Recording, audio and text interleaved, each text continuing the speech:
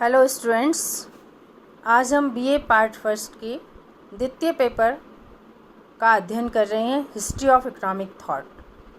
और history of economic thought के अंतर्गत जॉन स्टुअर्ट मिल के आर्थिक विचारों की विवेचना की जा रही है। जॉन स्टुअर्ट मिल का जन्म 1806 में इंग्लैंड में हुआ था और उन्होंने अपने विचारों को प्रिंसिपल ऑफ पॉलिटिकल इकोनॉमी नामक पुस्तक में प्रस्तुत किया। जेम्स मिल के पुत्र थे और उनके पिता जो थे वो इतिहासवेत्ता, अर्थशास्त्री, आर्थिक और सामाजिक, राजनीतिक और दार्शनिक चिंतकों में गिने जाते थे। अतः जॉन स्टुअर्ट मिल के आर्थिक विचारों पर उनके पिता के विचारों का बहुत अधिक प्रभाव पड़ा और उनकी विवेचना हम इन अर्थों में उनके आर्थिक विचारों को हम 5 भागों में विभाजित करके कर रहे हैं। उत्पादन, वितरण, विनिमय, उत्पादन एवं वितरण पर समाज की प्रगति का प्रभाव और सरकार का प्रभाव। यदि हम जॉन स्टुअर्ट मिल के उपरोक्त 5 विचारों को वर्गीकृत करने लगें तो हम ये कहते हैं कि उनके ये विचार न केवल उनके पिता के विचारों से प्रभावित थे बल्कि उन पर अन्य तत्वों का भी प्रभाव पड़ा। पिता के विचारों के साथ साथ दूसरा फैक्टर जो उनके आर्थिक विचारों को प्रभावित करता है वह है प्रतिष्ठित अर्थशास्त्रियों के विचार। जेम्स स्टुअर्ट मिल प्रतिष्ठित विचारकों से बहुत अधिक प्रभावित थे, जिसमें हम कहते हैं कि माल्थस के विचार, एडम स्मिथ के विचार, रिकार्डो के विचार, जेबी से के विचार, उन सभी विचारों से उन्होंने अपने विचारों को उन सभी विचारों को समर्थन देते हुए उन्होंने अपने आर्थिक जगत में विचारों को प्रस्तुत किया। इसी तरह से हम ये कहते हैं कि ईस्ट इंडिया कंपनी का प्रभाव भी उनके विचारों पर प्रभाव पाया गया, क्योंकि उन्होंने 27 वर्षों तक ईस्ट इंडिया कंपनी में विभिन्न पदों पर कार्यरत रहते हुए सेवाएं दी, इसलिए उनके विचार उससे भी बहुत अधिक मात्रा में प्रभाव थे।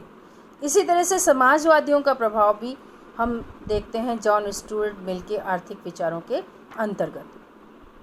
कालरीज का प्रभाव भी उनके विचारों पर पाया गया, क्योंकि कालरीज एक कवि थे जिन्होंने की आर्थिक विचारों का सुंदर प्रस्तुतीकरण अपने काव्य में किया। तो कालरीज के विचारों से भी जॉन स्टुअर्ट ने आर्थिक विचारों को प्रभावित करके दिया, जिनकी विवेचना हम कर रहे हैं। यदि हम मुख्य रूप से जॉन स्टुअर्ट मिल के आर्थिक विकास विचारों को लेकर के चलें तो हम कुछ उपभागों में बांटते हुए उनके विचारों को स्पष्ट कर सकते हैं। तो सर्वप्रथम हम ये लेकर के चल रहे हैं कि मिल का जो आर्थिक विचार था वह था स्वहित का सिद्धांत। स्वहित का सिद्धांत के बारे में प्रोफेसर मिल का ये मानना था कि व्यक्ति जो होता है वह अपने स्वार्थ के लिए या स्वहित के लिए कार्य करता है, तो उसका ये कार्य करना जो है वह उसके लिए ही फ़ायदेमंद नहीं होता बल्कि पूरे समाज के लिए वो फ़ायदेमंद होता है, और उसके स्वहित के कार्य के करने के कारण उसका ही कल्याण नहीं होता बल्कि समाज का कल्याण भी होता है। अतः उन्होंने यह कहा कि व्यक्ति के कार्यों में किसी प्रकार का हस्तक्षेप नहीं होना चाहिए, तभी समाज का कल्याण हो सकता है, और व्यक्ति के कल्याण के साथ समाज का कल्याण इस प्रकार से उत्तरोत्तर होता चला जाएगा यदि हस्तक्षेप की प्रवृत्ति ना रखी जाए। दूसरा जो उनका आर्थिक विचार है वह है पूर्ण प्रतियोगिता का सिद्धांत। मिल पूर्ण प्रतियोगिता के सिद्धांत में पूर्णतः विश्वास करते थे, क्योंकि वह ये कहते थे कि अर्थव्यवस्था में स्वतंत्र प्रतियोगिता पाई जानी चाहिए, मूल्यों पर किसी तरह का प्रतिबंध नहीं होना चाहिए, सरकारी हस्तक्षेप कम से कम होना चाहिए, तभी अर्थव्यवस्थाओं का जो है वो विकास संभव हो सकता है, और आर्थिक स्वतंत्रता के आधार पर निजी लाभों की प्रदानता हो सकती है और आर्थिक डेवलपमेंट या विकास की गति को उत्तरोत्तर बढ़ाया जा सकता है। इसलिए उन्होंने पूर्ण प्रतियोगी बाजार का सिद्धांत दिया और उसका समर्थन किया, और अर्थव्यवस्था के अंतर्गत पूर्ण प्रतियोगी बाजार की विवेचना को सार्थकता प्रदान की। तीसरा विचार उनका जनसंख्या के सिद्धांत से संबंधित है। यह विचार उनका माल्थस के विचारों से प्रभावित रहा। जिस तरह से माल्थस ये मान के चलते थे कि एक अर्थव्यवस्था के अंतर्गत अर्थव्यवस्था में जनसंख्या में अत्यधिक वृद्धि उस अर्थव्यवस्था के विकास को प्रभावित करती है, और जितनी अधिक जनसंख्या बढ़ती है आर्थिक विकास उतना ही अवरोध होता है। इसलिए यह आवश्यक है कि जनसंख्या की वृद्धि की दर पर कंट्रोल किया जाना या नियंत्रण किया जाना चाहिए। उसी विचार को, जैसा कि माल्थस ने जनसंख्या की विस्फोटक वृद्धि को आर्थिक विकास का अवरोधक माना, उसी विचार को जॉन स्टुअर्ट मिल ने अपने विचारों में सम्मिलित किया, और उन्होंने ये माना कि अर्थव्यवस्था के अंतर्गत जनसंख्या की अत्यधिक वृद्धि नहीं होनी चाहिए, उसका नियंत्रण किया जाना चाहिए। इसके लिए उन्होंने ये कहा कि स्त्रियों के लिए स्वतंत्रता होनी चाहिए कि वे बच्चों की संख्या को अपने हिसाब से रखें। अर्थात उन्होंने स्त्री स्वतंत्रता पर बल दिया कि एक महिला को अथवा जननी को यह अधिकार होना चाहिए कि वो कितने बच्चों की उत्पत्ति करना चाहती है या कितना वो बच्चों को जन्म देना चाहती है। यदि ये अधिकार उससे प्राप्त हो जाता है तो कुछ मात्रा में जनसंख्या पर नियंत्रण किया जा सकता है। इसी तरह से मिल का ये मानना था कि बेकार और निर्धन व्यक्तियों को शादी नहीं करनी चाहिए, क्योंकि यदि उनके द्वारा शादी की जाती है तो वो जीवन निर्वाह के लिए बच्चों को पैदा अधिक मात्रा में करेंगे, जिसके कारण जनसंख्या में विस्फोटक वृद्धि की प्रवृत्ति पाई जाएगी। तो जनसंख्या सिद्धांत के संदर्भ में यदि हम देखें तो मिल का जो विचार था वो माल्थस के विचारों से काफ़ी अधिक मात्रा में मिलता था, जिसमें उन्होंने जनसंख्या की विस्फोटक वृद्धि पर रोक करने की बात अर्थव्यवस्था में की। जॉन स्टुअर्ट मिल का जो मूल्य का सिद्धांत था, वह सिद्धांत उनका मांग एवं पूर्ति के सिद्धांत पर आधारित था। उनका ये मानना था कि अर्थव्यवस्था के अंतर्गत वस्तु का जो मूल्य निर्धारित होता है वो वस्तु की मांग और पूर्ति के द्वारा सापेक्ष उनकी शक्तियों के द्वारा निर्धारित किया जाता है, जिसकी चित्रीय व्याख्या हमने इस डायग्राम के अंतर्गत की है। जो हमारा परंपरागत मांग वक्र है डीडी, और एसएस हमारा सप्लाई कर्व है, और वो ये मानते थे कि अर्थव्यवस्था के अंतर्गत पी कीमत का निर्धारण उसकी सहायता से हो जाता है। इसके होने के बाद भी उन्होंने दो तरह से मूल्य की विवेचना की। एक उन्होंने कहा बाजार में बाजार मूल्य पाया जाता है, और दूसरा जो होता है वो सामान्य मूल्य पाया जाता है। और जॉन स्टुअर्ट मिल ने दोनों ही मूल्यों में अंतर करने का प्रयास किया। जॉन स्टुअर्ट मिल के अनुसार सामान्य मूल्य क्या है, जो कि मांग और पूर्ति की शक्तियों के द्वारा अर्थव्यवस्था में निर्धारित होता है। लेकिन अर्थव्यवस्था के अंतर्गत सामान्य मूल्य नहीं पाया जाता, बल्कि बाजार मूल्य अलग पाया जाता है, जो कभी ऊपर हो जाता है सामान्य मूल्य से और कभी नीचे हो जाता है, जिसकी विवेचना इस चित्रानुसार हम कर रहे हैं। बाजार मूल्य कभी सामान्य मूल्य से अधिक हो जाता है और कभी सामान्य मूल्य से कम भी पाया जा सकता है, लेकिन मांग और पूर्ति की शक्तियों के कारण पुनः उसकी सामान्य मूल्य की ओर आने की प्रवृत्ति पाई जाती है। इस प्रकार से मिल ने अपने विचारों के अंतर्गत मांग और पूर्ति की शक्तियों को लेते हुए बाजार मूल्य और सामान्य मूल्य में अंतर करने का प्रयास किया। मिल के अनुसार सामान्य मूल्य क्या होता है, जो दीर्घकाल में पाया जाता है और स्थायी होता है, लेकिन बाजार मूल्य क्या होता है, जो अल्पकालीन परिस्थितियों के कारण या मांग और पूर्ति की परिस्थितियों के कारण उत्पन्न होता है और उसमें परिवर्तन होता रहता है अल्पकाल के अंतर्गत। लेकिन दीर्घकाल में सामान्य प्रवृत्ति क्या होती है, वस्तु के मूल्य की सामान्य मूल्य की तरफ जाने की पाई जाती है, जिसकी विवेचना इस चित्र के अनुसार हम कर रहे हैं। अगला विचार मजदूरी का सिद्धांत है कि प्रोफेसर मिल का जो मजदूरी का सिद्धांत है वो वेज फंड थ्योरी पर आधारित है। वेज फंड थ्योरी किस बात की विवेचना करती है कि मजदूरी कोष सिद्धांत के नाम से जिसे जाना जाता है, और मिल ये कहते हैं कि मजदूर की मांग जो है, मजदूर की मांग वास्तव में मजदूरी कोष पर निर्भर करती है, अर्थात कितनी मात्रा में मजदूर को देने के लिए फंड पाया जाता है। जबकि दूसरी ओर हम ये कहते हैं कि मजदूर की जो पूर्ति होती है वो जनसंख्या पर निर्भर करती है कि कितनी जनसंख्या पाई जाती है। जितनी जनसंख्या अधिक होगी उतनी ही मजदूर की पूर्ति अधिक मात्रा में पाई जाती है। और मजदूरी की दर का निर्धारण कैसे होता है उसको स्पष्ट करने के लिए प्रोफेसर मिल जो है एक हमें इक्वेशन देते हैं कि मजदूरी बराबर है मजदूरी कोष डिवाइडेड बाय जनसंख्या। तो इसके आधार पर हम ये कहते हैं कि मजदूरी में दो ही प्रकार से वृद्धि हो सकती है मिल के अनुसार, या तो मजदूरी कोष बढ़ जाए या जनसंख्या में कमी हो जाए।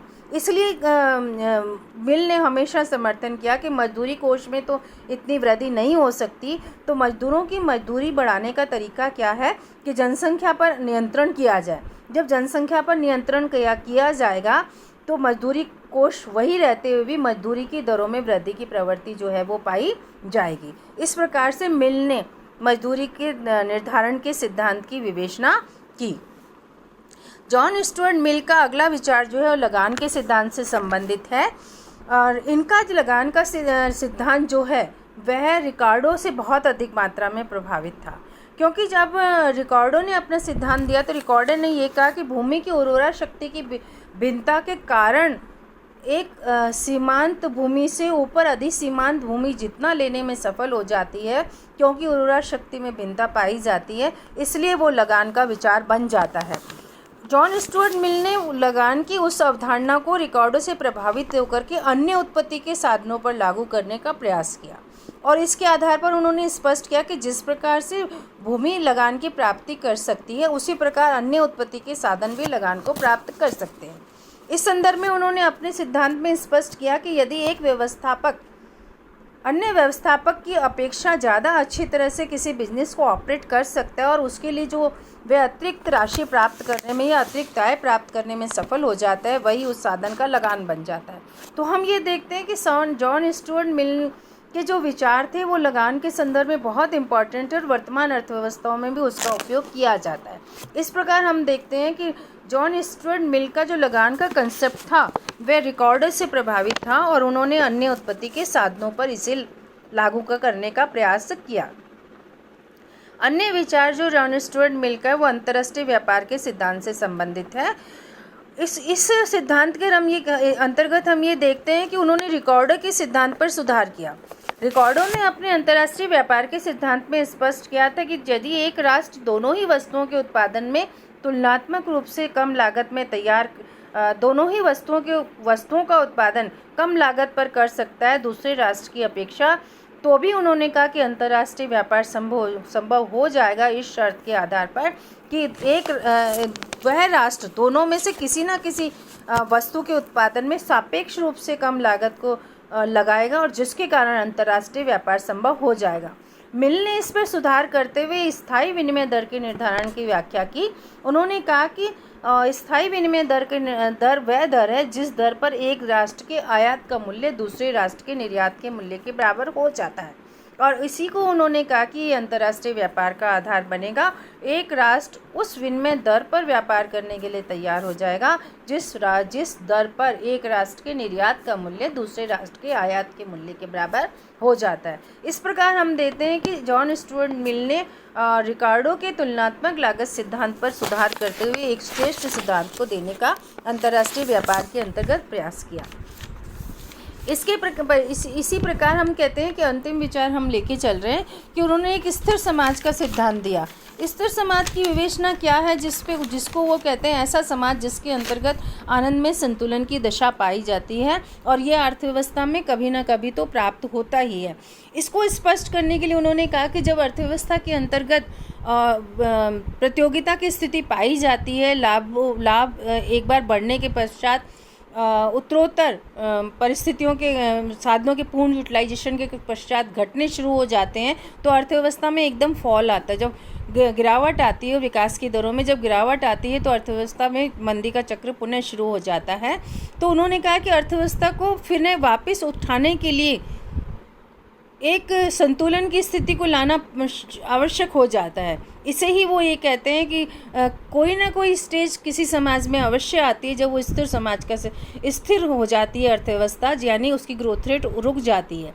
तब जो स्थिति अर्थव्यवस्था में होती है पुनः उसको उठाने के लिए वह स्थिति स्थिर समाज की स्थिति कहलाती है। इस प्रकार हम देखते हैं कि जॉन स्टुअर्ट मिल के द्वारा आर्थिक विचारों की विवेचना के अंतर्गत अपने विचारों को प्रस्तुत करने का प्रयास किया गया।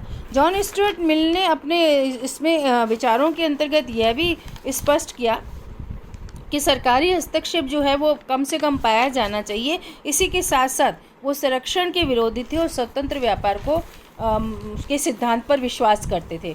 तो हम ये कहते हैं कि जॉन स्टुअर्ट के जो विचार हैं वो काफ़ी मायने में हम ये कहते हैं अपने आप अपने विचारों के, आर्थिक विचारों के अंतर्गत सुदृढ़ता को लिए हुए हैं और वर्तमान अर्थव्यवस्थाओं में उन विचारों का अध्ययन जो है बहुत महत्वपूर्ण हो जाता है अर्थशास्त्र के विद्यार्थियों के लिए करना।